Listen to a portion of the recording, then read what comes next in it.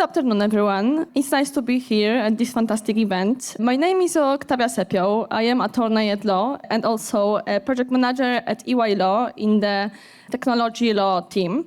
Today, I'm going to guide you through one of the most important regulatory changes in the recent years, which is AI Act.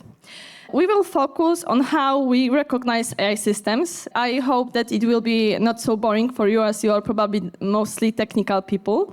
I will try to explain it as easy as I can and also show you some examples. But firstly, I want to just make a disclaimer. I am aware as a lawyer that our regulations are not so greatly aligned with how software really operates.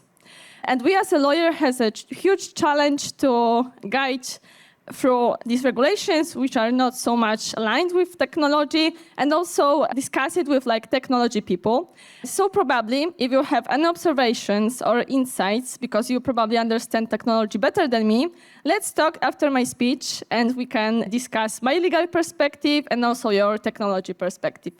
But now, I am going to show you how our European legislator understands technology and understands AI systems. Yes, so agenda. First, we will just go through identification of AI system. And please note that every time I say AI system, I mean AI system in the meaning of AI Act, which is not always AI system in the meaning of technology. There is a really specific definition in EY Act, and that is why every time I speak AI system, I mean this AI system described in the AI Act. Then we will go through the classification of AI systems. And if we have time, we will also quickly go through obligations that are triggered by these features of AI systems. But firstly, I just wanted to give you a broader overview of the situation. I must admit, as a lawyer, that what we are facing now is actually regulatory tsunami. The European Union regulates technology so heavily that it's really, really difficult for now to implement and develop any kind of technology. As you can see, here are only a few examples of recent regulations. It's not even a full list of recent regulations, which cover many, many different areas of technology. And we have many regulations related to cybersecurity and resilience. We have regulations related to online platform and digital services. We have regulations related to artificial intelligence, and also we have regulations related to, of course, data protection. But just give me a second, I will just maybe move this part up. 1 second, because it doesn't allow you to see everything. Okay, let's start again. Yes, so I was talking about the regulatory tsunami. As you can see, as I said, we have many really heavily regulated areas of technology. And as you can see, there is not even one regulation guiding one area of technology. Here are plenty regulations guiding one area, and they are usually crossed. They sometimes regulate the same issues of technology, which is for now really difficult to implement any kind of technology solutions. But now we have also one change in the approach of European Union legislator, which is digital omnibus. For now, European Union realized that maybe there are too many regulations related to technology, and because of that, companies cannot be innovative anymore. So it proposed digital omnibus. Digital omnibus is a regulation which is going to deregulate regulations. And it's really funny situation because we are still in the period when the next articles of AI Act are going into force. But we have digital omnibus which is going to deregulate these articles which are not yet even applicable. So the situation from the regulatory perspective of technology is really, really complicated. And why, in my opinion, we should talk about this, how we should recognize AI systems in the meaning of AI Act. In my opinion, it's really good to know if the solution that you are going to design, develop, and implement is AI system in the meaning of AI Act. Why? Because many features of such solutions can trigger regulatory obligations which you will be made to implement after you design the system. And some features of AI system can even trigger prohibited practices, which means that you will be made to turn off the system. And that is why, in my opinion, it's really good to make an initial assessment of the idea you have, of the solution you are going to build, especially if it's artificial intelligence. And then you can know exactly what features will trigger what regulatory obligations. And maybe you will be able to avoid some of the features of the system. Maybe you will be able to avoid some of the context of using the solution. And then you will just avoid regulatory obligations. So that is why, in my opinion, it's really important to know if the solution you are going to build is the AI system.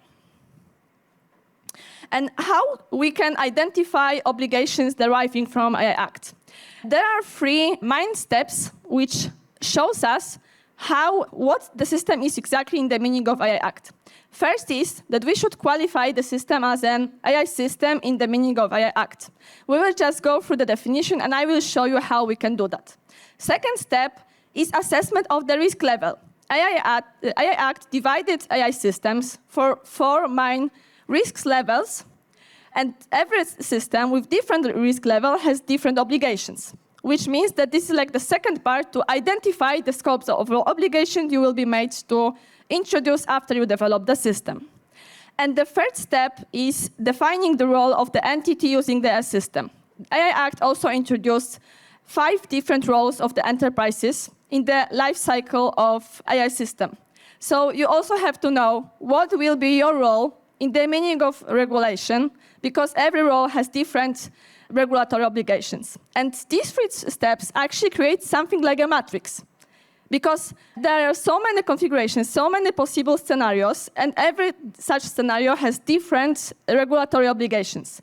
If you are smart with choosing your role, choosing your risk level, and verifying if you are actually building an AI system in a regulatory meaning, then you can avoid some of these obligations. But if you are just building a solution, and then you realize, oh, I built AI system, I built high-risk AI system, or I built maybe prohibited practice, then the consequences can be heavy for you.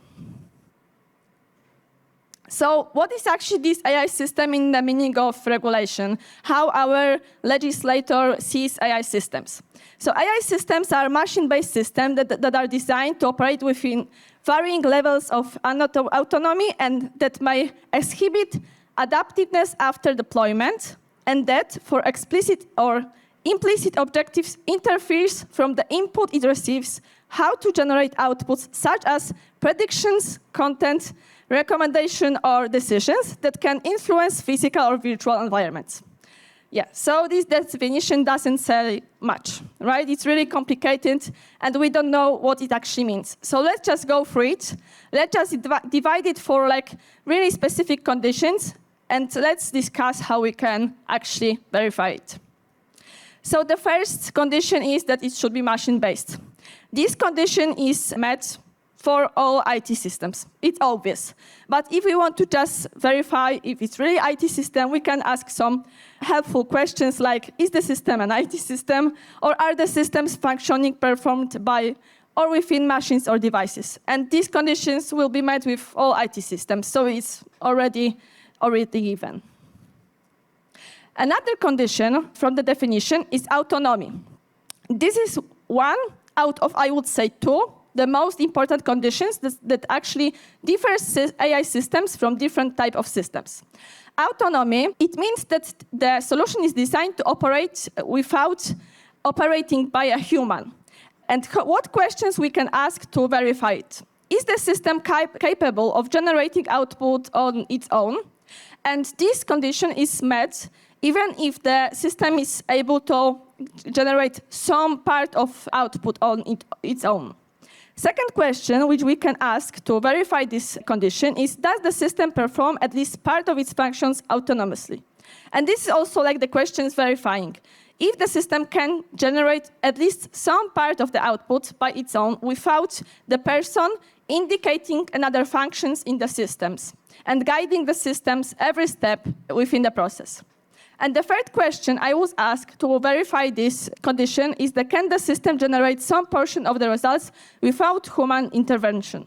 And please note that these questions does not exclude systems which has to be turned on and started by human. Of course, human can ask the question to the system, can indicate some function to the system, can give some aim to the system, and it doesn't mean that system doesn't operate autonomously.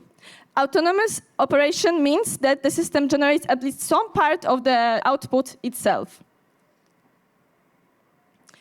Another condition from the definition is adaptiveness. Adaptiveness, it's not the obligatory conditions. But what adaptiveness is actually? We can ask a few helpful questions to verify this condition. Can the system as a whole independently make lasting changes to the way it operates after deployment? And this question is aimed to verify if the system is changing. Please note that, for example, if we use ChatGPT, which has a fixed AI model, it doesn't mean the system is changing, because the model is already fixed.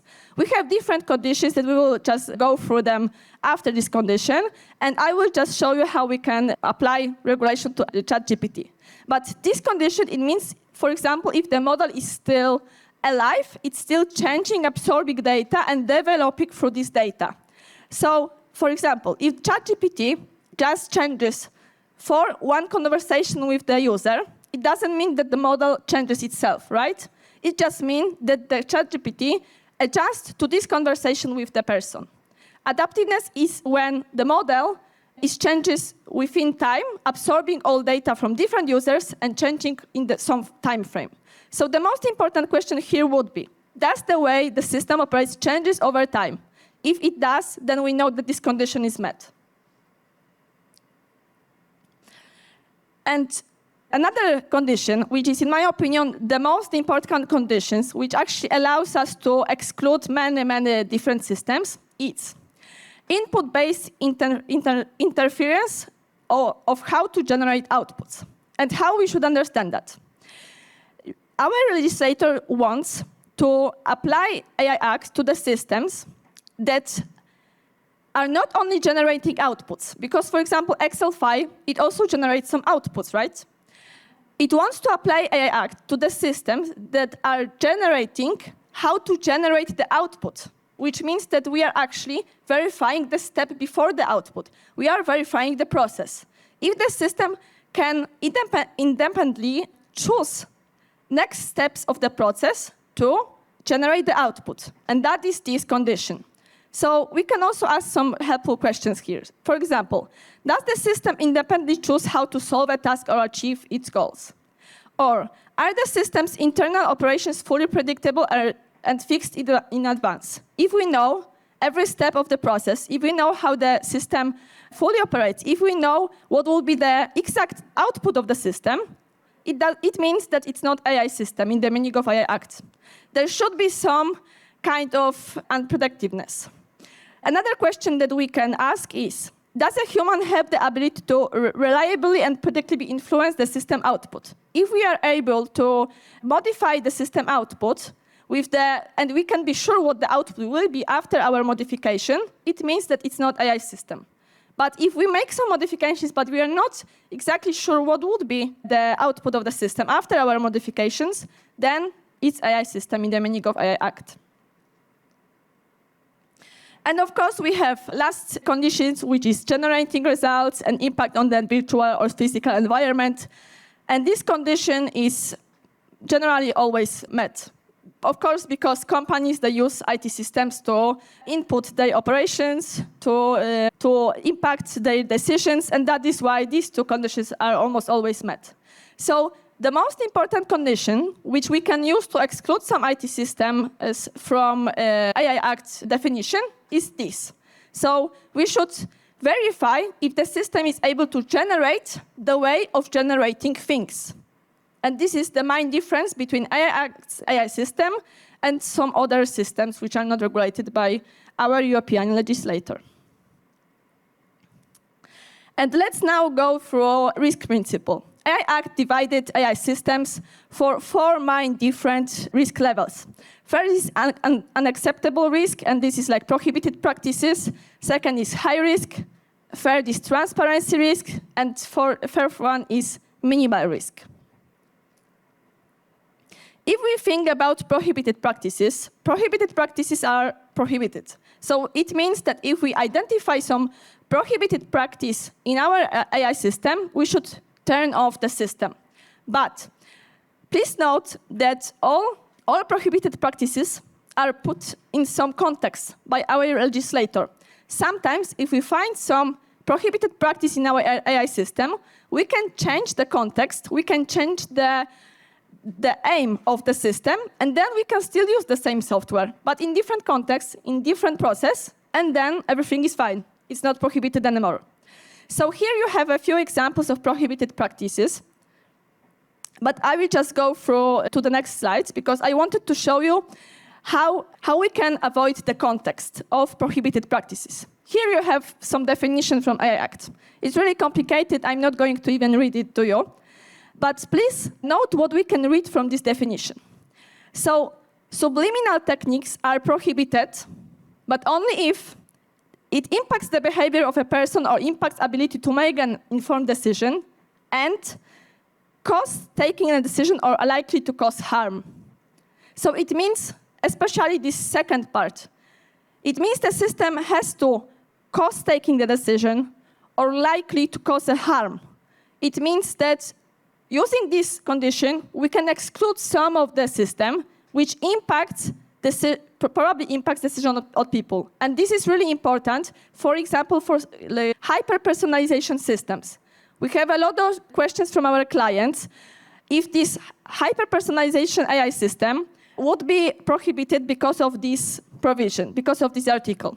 And sometimes, yes, hyper-personalization could be prohibited, but we still have these conditions, this context described here on the yellow, which can allow us to exclude hyper-personalization systems from prohibited practices. And that is why we are looking for ways, we are looking for paths, how we can still use the same systems, but in different contexts, maybe in different process. And here we have also a few examples of high-risk systems. High-risk systems are systems which are indicated in the Annex 3 of AI Act, and they are also put in some context, which means that the same system can be allowed for different process, but can be prohibited, for example, or heavily regulated for different process. For example, identification of people's emotion.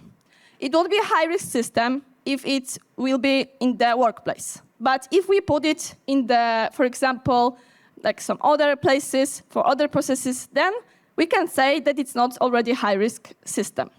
And of course, high-risk systems, they trigger much more heavier obligations than like medium-risk systems. So that is why we are, in this case, also looking for some ways, for some paths, how we can avoid qualification as high-risk systems.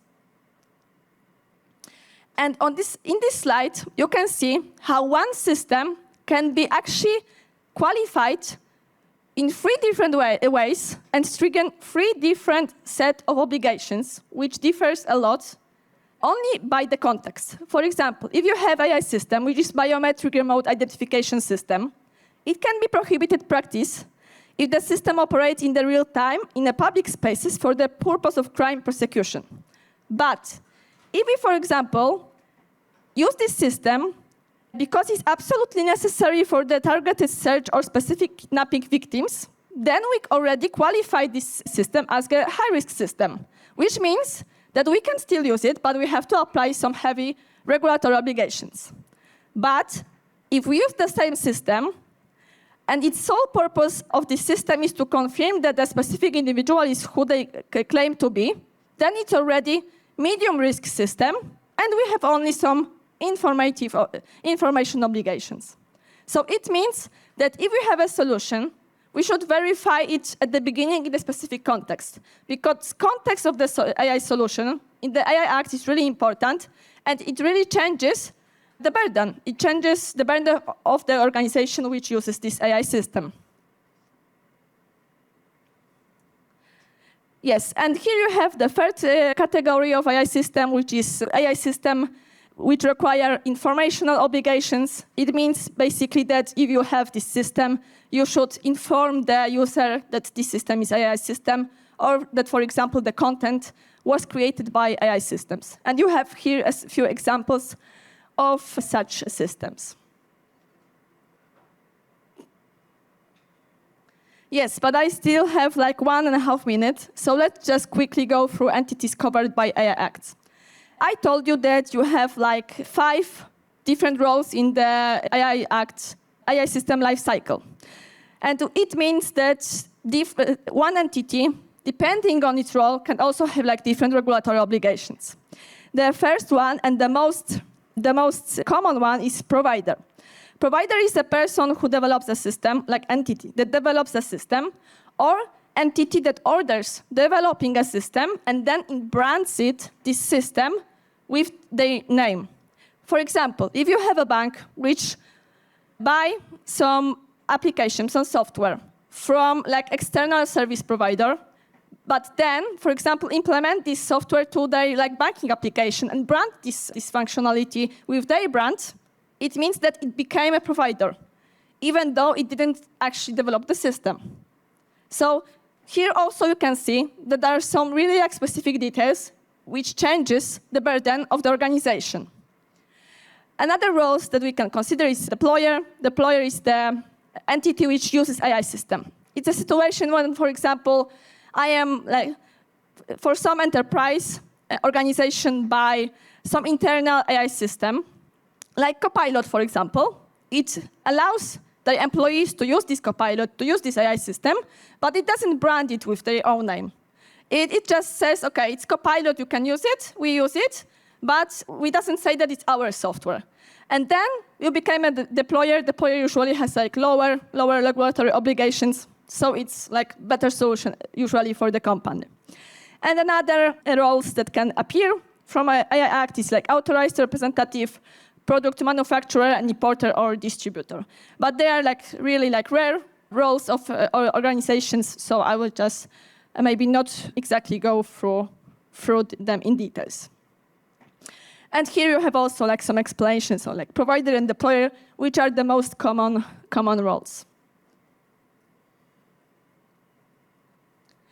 Yes, but I wanted to also really quickly show you the set of main regulatory obligations which are associated with the use of specific AI systems.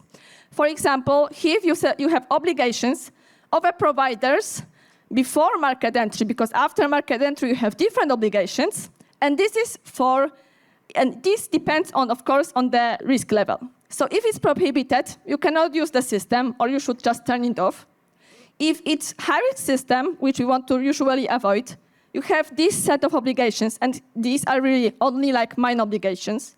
But if you manage to exclude your AI system and say that it's just limited risk system, then you have only transparency and informing obligations.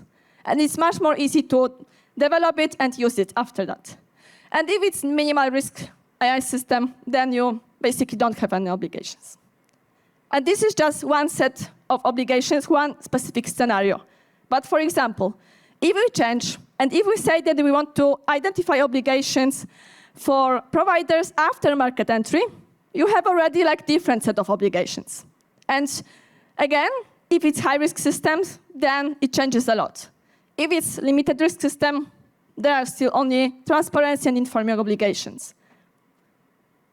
And here you have, for example, a set of obligations for deployers.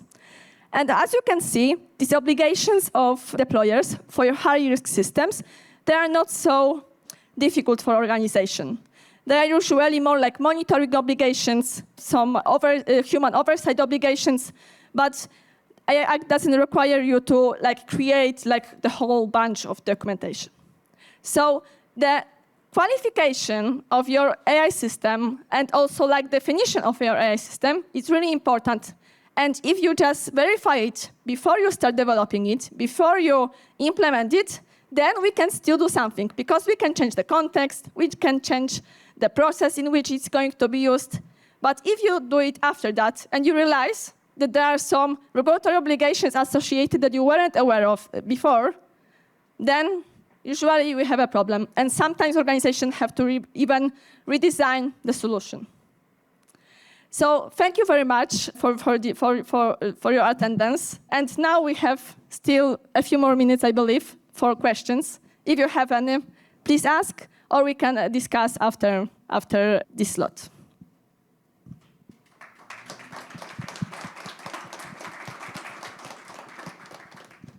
All right, any questions? Yes.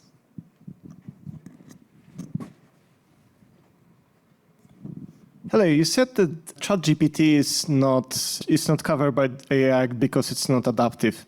What if we have ChatGPT but with local memory like Claude Code has? I mean, I talk to ChatGPT and it stores the history of our conversations, and based on this, it gives, in a month, it gives a different answer. Yeah, maybe it's a bit misunderstanding. Maybe I wasn't clear enough, because I didn't say that it's not AI system in the meaning of AI Act. I just said that it doesn't mean a condition of adaptiveness. But then we have another condition, which I told you that is more important for me, and it's this one.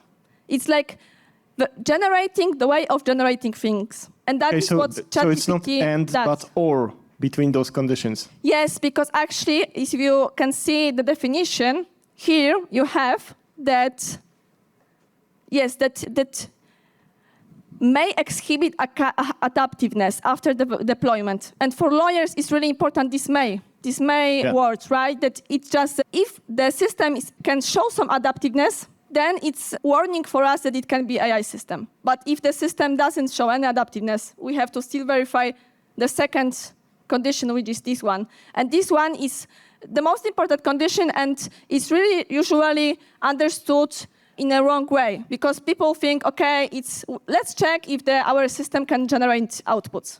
And if we do so, then we should apply AI system also to Excel file.